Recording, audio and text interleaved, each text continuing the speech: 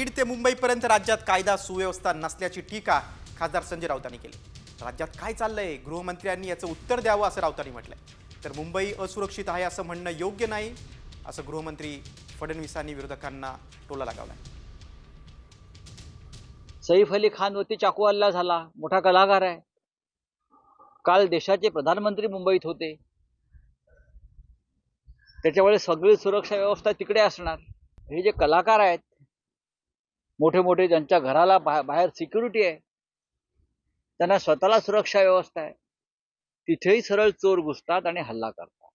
15 दिवसापूर्वी सैफ अली खान सहकुटुंब मोदींच्या भेटीला गेले होते आणि प्रधानमंत्र्यांनी त्यांच्या कुटुंबाबरोबर 1 तास व्यतीत केला होता आणि त्यानंतर सैफ अली खानवरती हल्ला झाला। तो चोराने केलाय, कोणी केला हा पुढला प्रश्न। पण या राज्यामध्ये कोणी सुरक्षित नाही। पोलिसांनी त्या संदर्भातली सगळी माहिती आपल्याला दिलेली आहे। याच्या पाठीमागे कशा प्रकारचा मोटिव्ह असू शकतो हे देखील आपल्याला त्यांनी सांगितलेलं आहे। कुठून ते आले हे देखील सांगितलेलं आहे। याच्यात पूर्ण कारवाई चालली आहे। देशातल्या मेगा सिटीमध्ये सर्वात सुरक्षित मुंबई आहे।